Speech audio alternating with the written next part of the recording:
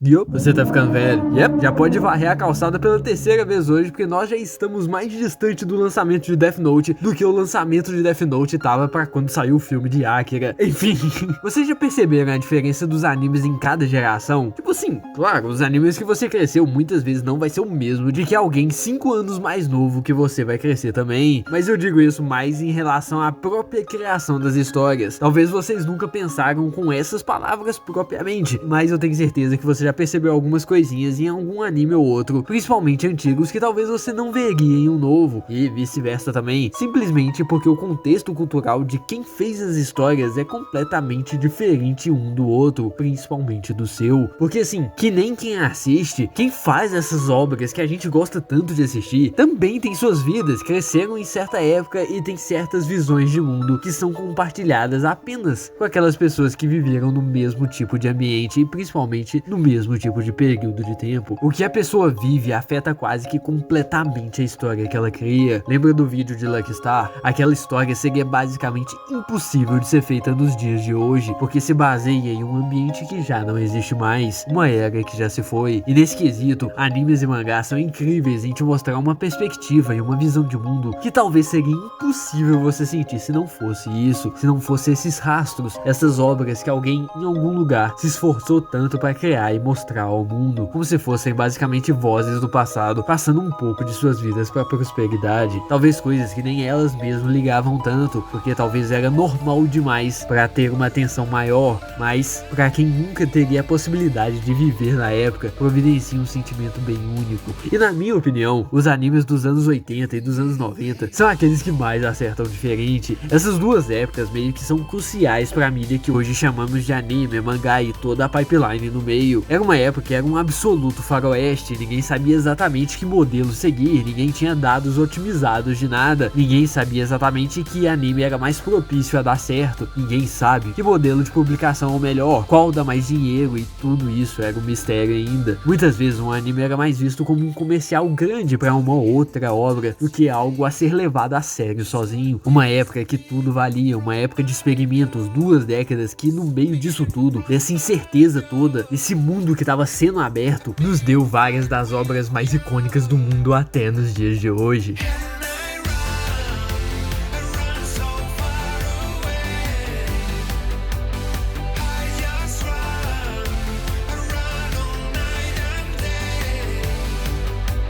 Mecha pra todo lado, neon pra lá, arma pra cá, criação de cyberpunk, mas também o completo oposto disso. Obras que mesmo se tiverem algum tipo de ação, passam um sentimento de tranquilidade único, que é até difícil de escrever, mas eu tô aqui tentando descrever do mesmo jeito.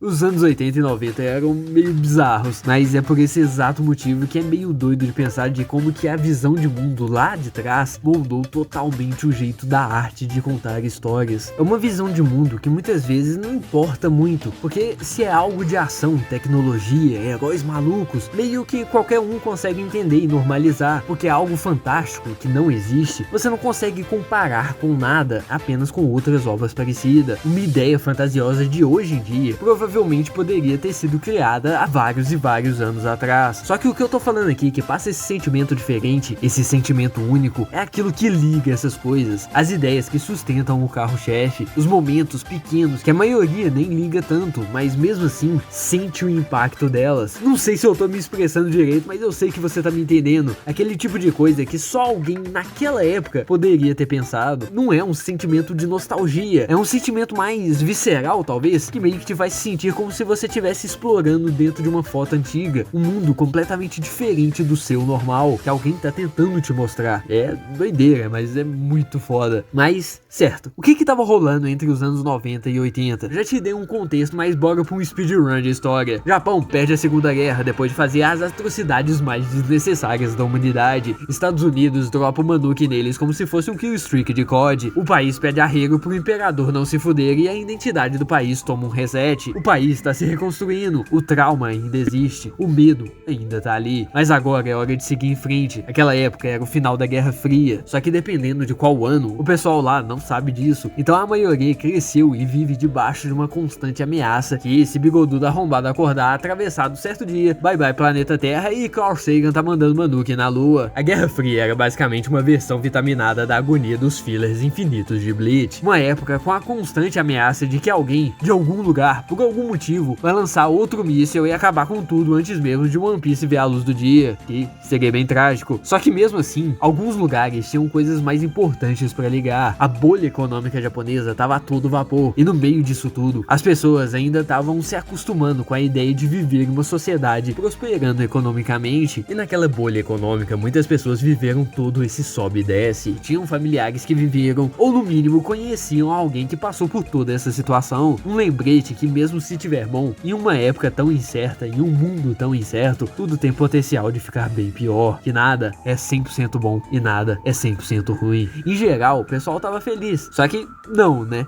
O dinheiro rolava solto, mas o clima de tensão ainda ficava no ar. Durante tudo isso, alguns ficaram extremamente ricos, muitos ficaram extremamente felizes, mas debaixo de tudo, o nihilismo dá as caras e o eventual acontece. A bolha estoura, onde antes a pergunta era o que fazer com esse dinheiro todo, vira será que eu vou comer amanhã? Uma absoluta montanha russa com a vida das pessoas. E é esse ambiente que moldou a vida dos autores que buscavam fazer histórias nessa época, que inevitavelmente espelhavam esses valores em suas obras. Não é à toa que foi aqui que teve a explosão do cyberpunk, que aborda uma visão de mundo bem negativa. Não é sobre exatamente o que estava acontecendo de monumental no mundo todo, mas sim no contexto que proporcionava a vida de uma pessoa no meio dessa máquina da vida. Criadores que cresceram nessa realidade estavam um pouco importando em fazer personagenzinhos sexy para vender mais, ou histórias felizinhas com mundos prósperos, com tudo aquilo rolando em volta deles. Subitamente, saber o que significava ser humano era mais importante, porque quando você começa a perder a agência da sua vida, o que faz você ser você é colocado à prova. Uma agonia que vivia no fundo da cabeça de todos durante a pequena época anterior à virada do milênio, uma época que muitos se tornavam para temas mais pesados, tristes, existenciais e muita violência, mas nem todos queriam transmitir aquele sentimento de viver ali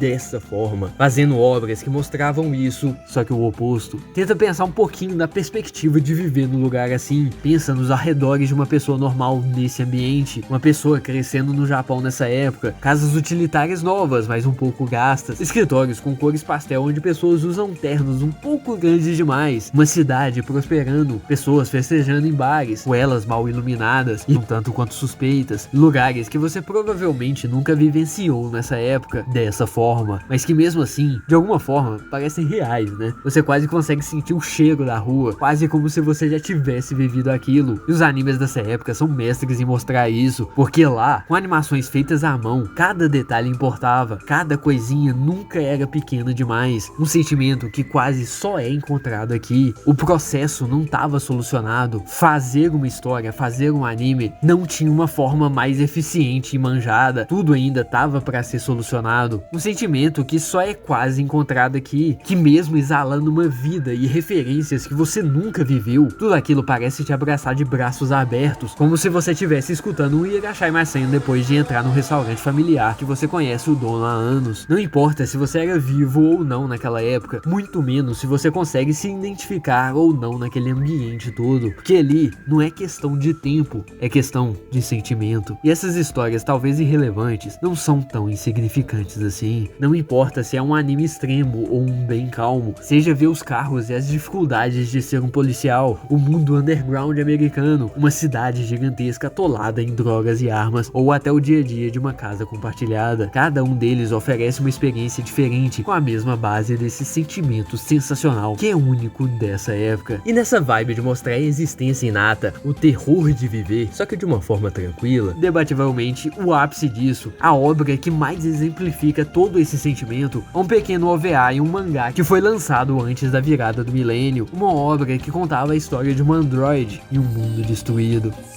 Talvez falando desse jeito, uma imagem tranquila dessa não é o que você esperava, mas eu tenho certeza que muitos de vocês já viram algo dessa obra por alto, mas nunca deram uma chance. Eu não era diferente, sempre deixava ela de lado por um motivo ou outro. Essa é Yokohama Kaidashi Kiko, uma obra nascida em meio a toda essa ambientalização que eu te contei, uma obra linda e pesada ao mesmo tempo, mostrando um ambiente incerto, e esse era o ambiente de Ashinano Hitoshi. Foi isso que construiu ele como como pessoa. Essa era a vida que ele queria mostrar, que nada é tão simples assim. O mundo de Yokohama sofreu muito, só que o principal já passou. O que aconteceu não tem nada a ver com você que tá lendo a história. Então você não precisa se preocupar com nada. A humanidade se encontra no seu crepúsculo. Cidades estão submersas, estradas estão sendo tomadas pela natureza, mas de alguma forma tudo é pacífico. Tudo tem uma beleza mundana que emana um sentimento indescritível, toques de mistério, de sentimentos pesados que constroem um mundo sem esperança, que de alguma forma você não reclamaria um minuto se tivesse que viver ali, acompanhando uma vida que, apesar de diferente, é normal. Uma robô chamada Arufa descobrindo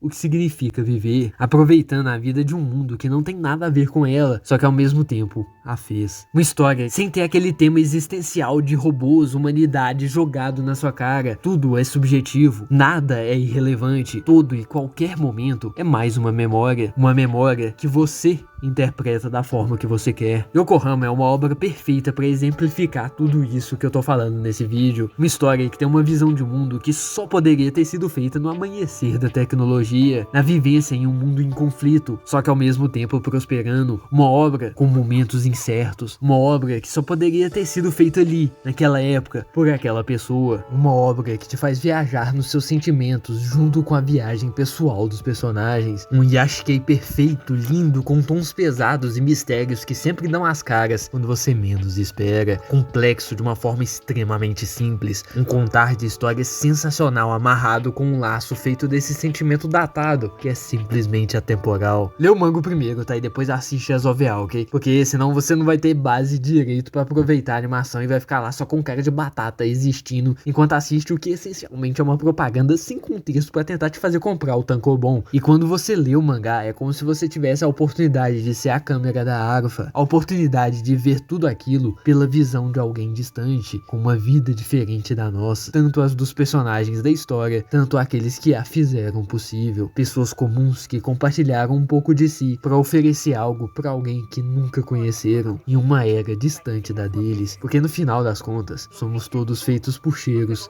e sons.